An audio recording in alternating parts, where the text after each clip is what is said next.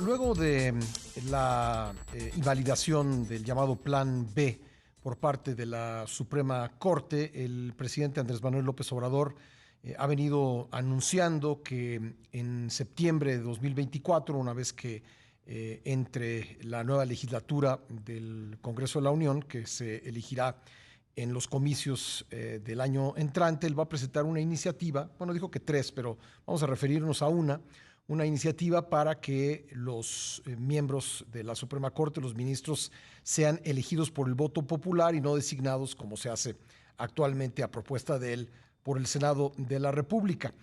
Y mencionó el presidente que así se hacía en los tiempos de Juárez, lo dijo así textualmente. Entonces vamos a platicar sobre este tema con el historiador Javier García Diego, miembro del Colegio Nacional, quien, además de ser un especialista en la Revolución Mexicana y otros temas, es también especialista en la historia electoral de nuestro país. ¿Cómo estás, querido Javier? Me da gusto saludarte. Pascal, el gusto es mío, de verdad.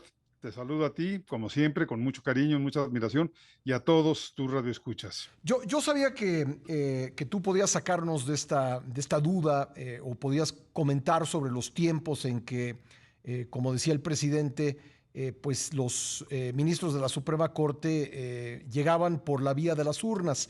Pero al hacer una revisión mínima, y en eso quisiera pedirte tu ayuda, pues recordé que las elecciones en aquel tiempo, en el siglo XIX e incluso hasta principios del siglo XX, pues no eran elecciones populares, sino elecciones indirectas, es decir, el votante iba a votar por integrantes de un colegio electoral que luego pues decidía quiénes eran los que ocupaban los cargos, entre ellos los judiciales. ¿Qué te parece la propuesta que ha hecho el presidente y qué podrías decirnos del contexto histórico?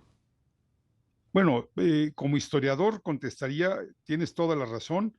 Las votaciones hasta 1912 con Madero eran votaciones indirectas. Ujú. Primero había una vuelta que era para elegir electores. Por lo general era gente notable de las diferentes regiones, de las diferentes ciudades, profesionales, y luego ya ellos votaban, digamos, por los políticos que deberían eh, pues encargarse de las riendas del país. Entonces eran votaciones indirectas, que no es lo mismo que votaciones de a dos vueltas, pero sí votaciones indirectas. Ujú. Eso era lo que había en México y así se hizo hasta 1912, cuando Madero, para las elecciones intermedias, la 26 legislatura, ya hizo votaciones directas. En términos presidenciales, la primera votación directa fue la de 1917 y hasta la fecha. Ahora, también hay que considerar, Pascal, que cuando se utiliza al Senado como un órgano electoral, no se le está rebajando de valor a esas elecciones. Simplemente se está considerando que los senadores o los diputados, en su carácter de representantes del pueblo, pueden Ujú. hacer también votaciones. En ese sentido, los órganos que son elegidos por el Senado, en este caso la Suprema Corte de Justicia, tienen toda la legitimidad y la legalidad del mundo. Son votaciones hechas por órganos con capacidad electoral porque representan al pueblo. Además, hay elecciones, hay órganos que requieren de, digamos, responsables técnicos. Entonces, para el caso de la Suprema Corte, igual que para el caso de los consejeros electorales, no solamente se eligen mediante uno de los poderes legislativos en su carácter de representantes del pueblo, ¿sí? Con absoluta constitucionalidad, absoluta legitimidad, sino que además deben tener un carácter técnico. En el caso de los consejeros electorales, saber de elección, tener experiencia en Ujú. asuntos electorales, y en el caso de la Suprema Corte, no solamente ser abogados, sino ser distinguidísimos juristas con enorme experiencia en el caso. Entonces, por ahí sería mi respuesta.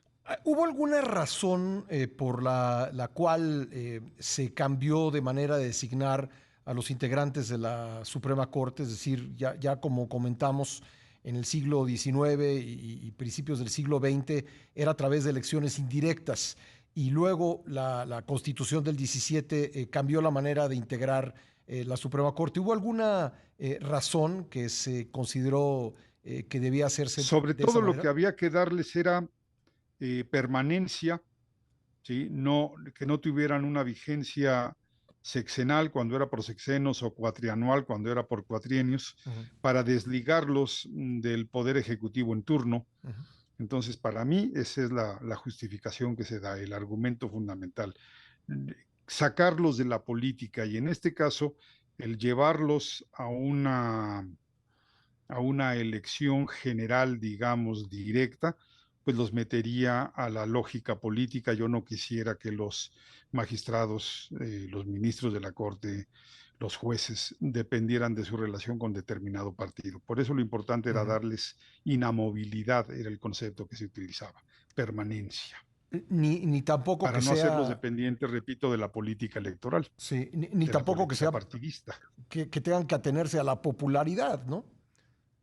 No, no, tienen que ser razones técnicas, Ujú. Pascal. Aquí lo que necesitamos no es gente popular, aquí lo que necesitamos es gente que sepa de su respectivo tema, en el caso electoral y en el caso judicial. Ujú. Eso no cabe la menor duda.